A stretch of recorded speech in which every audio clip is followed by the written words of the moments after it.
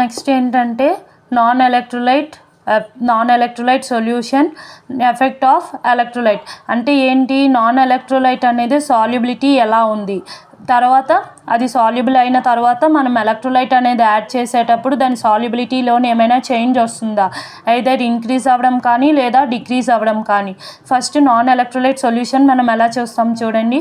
Non electrolyte అంటే ఏంటి, మనకి డిసోసియేషన్ అనేది ఉండదు, అంటే అయాన్స్ కింద అది మనకి సపరేట్ అవ్వదు. ఇందులోని యాక్వియస్ సాల్వెంట్ అంటే వాటర్ తీసుకుంటాం, యాక్వియస్ సాల్వెంట్లో మనకి ఏంటి డిసోసియేషన్ అనేది ఉండదు, అంటే అయాన్స్ కింద అది సపరేట్ అయితే అవ్వదు.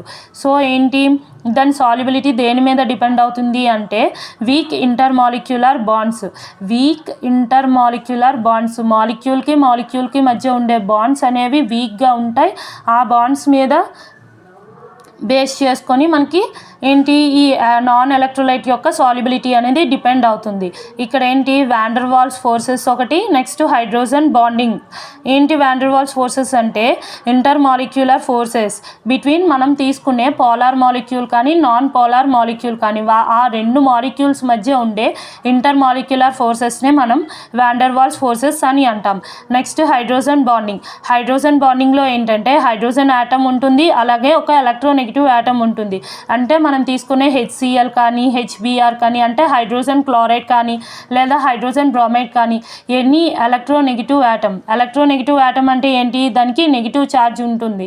అలానే ఎలక్ట్రాన్స్ని అట్రాక్ట్ చేసే కెపాసిటీ ఎక్కువగా ఉంటుంది, దాన్ని ఏమంటాం ఎలక్ట్రోనెగటివ్ యాటమ్స్ అంటాం. ఓకేనా, హైడ్రోజన్ యాటమ్ కింద ఎలక్ట్రోనెగటివ్ యాటమ్కి మధ్య ఉండే బాండింగ్ని మనం హైడ్రోజన్ బాండింగ్ అంటాం. అలానే వాన్ డెర్ వాల్స్ ఫోర్సెస్ అంటే మనం తీసుకునే polar molecule and non polar molecule మధ్య ఉండే inter molecular forces between non polar and polar molecules, వాటిని మనం ఏమంటాం, ఆ ఫోర్స్ని వాన్ డెర్ వాల్స్ ఫోర్సెస్ అంటాం. సో మనకేంటి వాటర్కి మరి నాన్ ఎలక్ట్రోలైట్ మధ్య ఉండే సాల్యుబిలిటీ అనేది ఈ వీక్ ఇంటర్మాలిక్యులర్ బాండ్స్ అంటే van der Waals forces hydrogen bonding మీద డిపెండ్ అయ్యి మనకి సాల్యుబిలిటీ అనేది ఉంటుంది. సో ఎప్పుడైతే మనము సొల్యూషన్ అనేది ప్రిపేర్ అయ్యింది, నాన్ ఎలక్ట్రోలైట్ వాటరే యాడ్ చేసాం, సొల్యూషన్ ప్రిపేర్ అయిపోయింది. నెక్స్ట్ ఏంటి, మనం దేని గురించి మాట్లాడుకుంటున్నాం, నాన్ ఎలక్ట్రోలైట్ సొల్యూషన్లో. ఓకేనా, మనకి ఎప్పుడైతే ఎలక్ట్రోలైట్ ప్లస్ వాటర్ యొక్క సొల్యూషన్ అనేది ఫామ్ అయిన తర్వాత మనం ఏం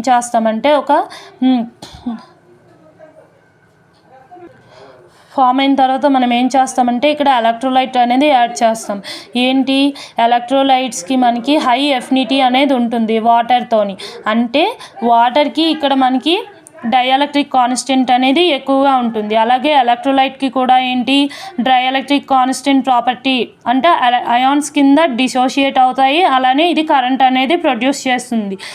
ఎలక్ట్రోలైట్ అనేది కరెంట్ ప్రొడ్యూస్ చేస్తుంది, అలానే డైఎలక్ట్రిక్ కాన్స్టెంట్ ఎక్కువగా ఉంటుంది. వాటర్కి కూడా డైఎలక్ట్రిక్ కాన్స్టెంట్ అనేది ఎక్కువగా ఉంటుంది.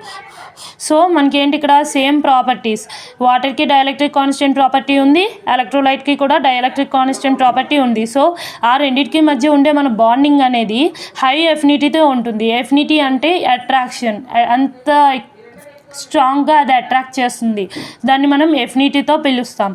ఓకేనా, ఎప్పుడైతే మనకి ప్రిపేర్ అయిన ఈ నాన్ ఎలక్ట్రోలైట్ వాటర్ సొల్యూషన్, ఆ సొల్యూషన్కి ఎలక్ట్రోలైట్ అనేది యాడ్ చేస్తాం.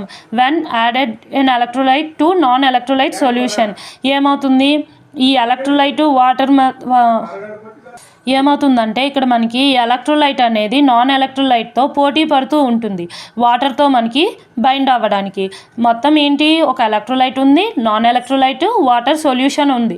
మనం ఎప్పుడైతే ఎలక్ట్రోలైట్ అనేది యాడ్ చేసిన వెంటనే ఏంటి, నాన్ ఎలక్ట్రోలైట్తో అది పోటీ పడుతూ ఉంటుంది. దేనికి, వాటర్తో ఎలక్ట్రోలైట్ బైండ్ అయిపోవడానికి. నార్మల్గా అయితే వాటర్కి ఎలక్ట్రోలైట్కి హై ఎఫినిటీ ఉంటుంది కాబట్టి మనకి ఇక్కడ ఏం చేస్తుందంటే నాన్ ఎలక్ట్రోలైట్ యొక్క ఇంటర్ మాలిక్యులర్ ఫోర్సెస్ ఆల్రెడీగా మనం అవి వీక్గా ఉంటాయని చెప్పుకున్నాం. అలాగే వీటికి ఎలక్ట్రోలైట్కి హై ఎఫినిటీ ఉంటుంది. స్ట్రాంగ్ బాండింగ్ అనేది ఉన్నప్పుడు ఏం చేస్తుంది, వీక్గా ఉండే బాండింగ్ని బ్రేక్ చేసేయగలదు.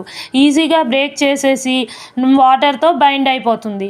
ఏది బైండ్ అవుతుంది, ఇక్కడ మనకి ఎలక్ట్రోలైట్ అనేది బైండ్ అవుతుంది నాన్ ఎలక్ట్రోలైట్ని తప్పించేసి. ఓకేనా, అప్పుడు ఏమవుతుంది, ఎలక్ట్రోలైట్ అండ్ వాటర్ సొల్యూషన్ అనేది మనకి ఫామ్ అవుతుంది. ఎలక్ట్రోలైట్ అండ్ వాటర్ మనకి ఏం కావాలి, non electrolyte and water solution first prepare చేసుకున్నాం. ఎలక్ట్రోలైట్ యాడ్ చేయగానే ఎలక్ట్రోలైట్ వెళ్ళి వాటర్తో బైండ్ అయిపోయి మనకి ఎలక్ట్రోలైట్ అండ్ వాటర్ సొల్యూషన్ అనేది ప్రిపేర్ చేసింది. సో ఈ ప్రాసెస్ని ఏమంటామంటే సాల్టింగ్ అవుట్ అని అంటాము. నెక్స్ట్ ఏంటి, ఇక్కడ మనకి సాల్యుబిలిటీ డిక్రీజ్ అయిపోయింది. ఎందుకు, మనకు కావాల్సింది నాన్ ఎలక్ట్రోలైట్ అండ్ వాటర్. ఎప్పుడైతే ఈ నాన్ ఎలక్ట్రోలైట్ వాటర్ సొల్యూషన్కి ఎలక్ట్రోలైట్ అనేది యాడ్ చేసామో వాటర్తో ఎలక్ట్రోలైట్ అనేది బైండ్ అయిపోయి మనకి ఎలక్ట్రోలైట్ అండ్ వాటర్ సొల్యూషన్ అనేది ఫామ్ చేస్తుంది. సో సాల్యుబిలిటీ ఏమవుతుంది, electrolyte and non electrolyte and వాటర్కి డిక్రీజ్ అయిపోతుంది. ఓకేనా, ఎలక్ట్రోలైట్ ఎప్పుడైతే యాడ్ చేస్తామో వాటర్తో అది రియాక్ట్ అయిపోయి నాన్ ఎలక్ట్రోలైట్ని సపరేట్ చేస్తుంది. సో మనకి non electrolyte and water solubility అనేది డిక్రీజ్ అయిపోతుంది. ఇక్కడ రెండిట్లో తీసుకున్నా సరే, ఎలక్ట్రోలైట్లో తీసుకున్నా మనకి సాల్యుబిలిటీ డిక్రీజ్ అయిపోతుంది, నాన్ ఎలక్ట్రోలైట్లో తీసుకున్నా సాల్యుబిలిటీ డిక్రీజ్ అయిపోతుంది. ఇండివిజువల్గా వాటి సాల్యుబిలిటీ అనేది ఎలా ఉంటుంది, నార్మల్గా ఉంటుంది, సాల్యుబుల్ అయిపోతాయి కంప్లీట్గా. ఓకేనా, ఎప్పుడైతే ఏదైనా ఒక సొల్యూషన్కి ఆపోజిట్ అంటే నాన్ ఎలక్ట్రోలైట్కి ఎలక్ట్రోలైట్ని కానీ ఎలక్ట్రోలైట్కి నాన్ ఎలక్ట్రోలైట్ని కానీ యాడ్ చేసేటప్పుడు మనకి ఇక్కడ సాల్యుబిలిటీ డిక్రీజ్ అయిపోతుంది. ఓకేనా, ఈ టాపిక్ మ్యాక్సిమం వినండి, మీకు అర్థం కాకపోతే 2-3 టైమ్స్ అలా వినండి, బాగా అర్థమవుతుంది. ఓకేనా.